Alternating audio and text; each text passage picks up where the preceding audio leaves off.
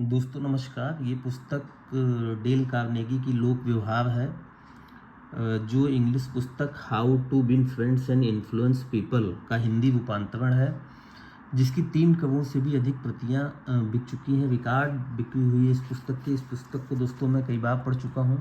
इस पुस्तक का एक लेख मुझे बहुत पसंद है, तो मैं चाहता हूँ कि ये लेख आप सभी लोग इस वीडियो के माध्यम से देखें, पढ़ें, सुनें। बहुत ही भावुक लेख है। तो आप लास्ट पैरा इस पुस्तक का जो है यहाँ से आप देख पा रहे हैं कि फादर फॉरगेट्स उन छोटे लेखों में से एक है जो गहन अनुभूति के किसी क्षण में लिखे जाते हैं, जो पाठकों के दिल को छू जाते हैं। अब यह लेख लगातार पुनर्प्रकाशित हो रहा है। इसके लेखक डब्ल्यू लिविंगस्टन लॉर्नेट के अनुसार यह लेख हजारों पत्रिकाओं और अखबारों में छप चुका है। इसे कई विदेशी भाषाओं में भी उतनी ही लोकप्रियता मिली है और उनमें भी यह लेख बहुत ज़्यादा बार छपा है। मैंने हजारों लोगों को व्यक्तिगत अनुमति दी है कि वे इसका प्रयोग स्कूल, चर्च और लेक्चर प्लेटफॉर्म से कर सकें। यह अनगिनत बार असंख्य कार्यक्रमों में रेडियो पर भी आ चुका है। हैरानी की बात है कि कॉलेज की पत्रिकाओं और हाई स्कूल की पत्रिकाओं में यह लेख छपा। कई बार एक छोटा सा लेख रहस्यमयी कारणों से क्लिक हो जाता है। इस लेख के साथ यही हुआ। अब दोस्तों हम लेख को पढ़ेंगे। फादर फॉरगेट्स, हर पिता यह याद रखे, ये लेख है। मैं चाहूँगा दोस्तों ध्यान से इस लेख को आप लोग सुनिएगा, देखिएगा, पढ़िएगा। सुनो बेटे, मैं तुमसे कुछ कहना चाहता हूँ। तुम गहरी नींद में सो रहे हो। तुम्हारा नन्हा सा हाथ तुम्हारे नाजुक गाल के नीचे दबा है और तुम्हारे पसीना पसीना ललाट पर घुंघराले बाल बिखरे हुए हैं। मैं तुम्हारे कमरे में चुपके से दाखिल हुआ हूँ, अकेला। अभी कुछ मिनट पहले जब मैं लाइब्रेरी में अखबार पढ़ रहा था तो मुझे बहुत पश्चाताप हुआ। इसीलिए तो आधी रात को मैं तुम्हारे पास खड़ा हूँ, किसी अपराधी की तरह। जिन बातों के बारे में मैं सोच रहा था वे ये हैं बेटे, मैं आज तुम पर बहुत नाराज हुआ। जब तुम स्कूल जाने के लिए तैयार हो रहे थे तब मैंने तुम्हें खूब डांटा। तुमने टॉवेल के बजाय पर्दे से हाथ पोंछ लिए थे। तुम्हारे जूते गंदे थे, इस बात पर भी मैंने तुम्हें कोसा। तुमने फर्श पर इधर उधर चीज़ें फेंक रखी थीं, इस पर मैंने तुम्हें भला बुरा कहा। नाश्ता करते वक्त भी मैं तुम्हारी एक के बाद एक गलतियां निकालता रहा। तुमने डाइनिंग टेबल पर खाना बिखरा दिया था। खाते समय तुम्हारे मुंह से चपड़ चपड़ की आवाज़ आ रही थी। मेज पे तुमने कोहनियाँ भी टिका रखी थीं। तुमने ब्रेड पर बहुत सारा मक्खन भी चुपड़ लिया था। यही नहीं, जब मैं ऑफिस जा रहा था और तुम खेलने जा रहे थे और तुमने मुड़ के हाथ हिलाकर बाय बाय डैडी कहा था, तब भी मैंने भुकटी तान कर टोका था, अपनी कॉलर ठीक करो। शाम को भी मैंने यही सब किया। ऑफिस से लौटकर मैंने देखा कि तुम दोस्तों के साथ मिट्टी में खेल रहे थे। तुम्हारे कपड़े गंदे थे, तुम्हारे मोजों में छेद हो गए थे। मैं तुम्हें पकड़ कर ले गया और तुम्हारे दोस्तों के सामने तुम्हें अपमानित किया।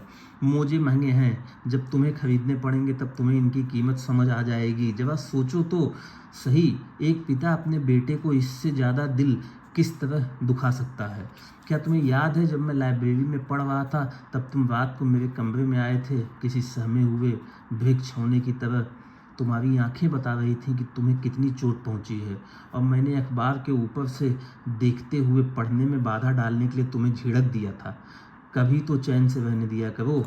अब क्या बात है, और तुम दरवाजे पर ही ठिठक गए थे।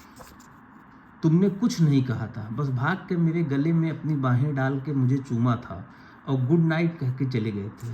तुम्हारी नन्ही बाहों की जकड़न बता रही थी कि तुम्हारे दिल में ईश्वर ने प्रेम का एक ऐसा फूल खिलाया है जो इतनी उपेक्षा के बाद भी नहीं मुरझाया। और फिर तुम सीढ़ियों पे खटखट करके चढ़ गए।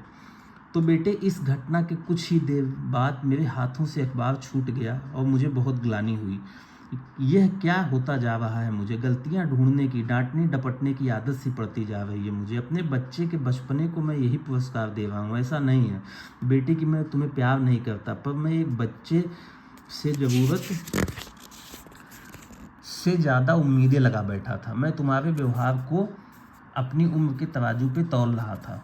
तुम इतने प्यारे हो, इतने अच्छे हो, सच्चे हो, तुम्हारा नन्हा सा दिल इतना बड़ा है जैसे चौड़ी पहाड़ियों के पीछे से उगती सुबह। तुम्हारा बड़प्पन इसी बात से नजर आता है कि दिन भर डांटते रहने वाले पापा को भी तुम रात को गुड नाइट किस देने आए।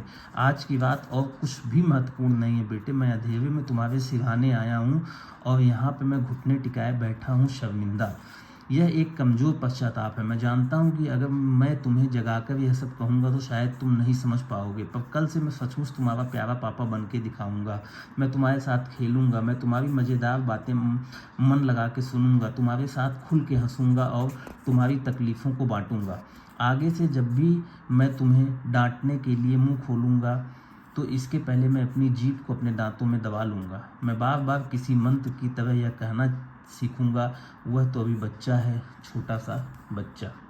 मुझे अफसोस है कि मैंने तुम्हें बच्चा नहीं बड़ा मान लिया था, परंतु आज जब मैं तुम्हें गुड़ी मुड़ी और थका थका पलंग पर सोया देख रहा हूँ बेटे, तो मुझे एहसास होता है कि तुम अभी बच्चे ही तो हो। कल तक तुम अपनी माँ की बाहों में थे, उसके कंधे पे सिर रखे। मैंने तुमसे कितनी ज़्यादा उम्मीदें की थी, कितनी ज़्यादा। तो दोस्तों यहाँ पे ये लेख समाप्त होता है और इस लेख को आप पढ़ेंगे तो निश्चित ही आपको लगेगा कि ये लेख वाकई में आपके हृदय के किसी कोने को छू गया है। तो पूरी उम्मीद है कि इस पुस्तक के इस लेख को आप लोग ज़रूर इस वीडियो के माध्यम से देखेंगे, सुनेंगे। Thank you.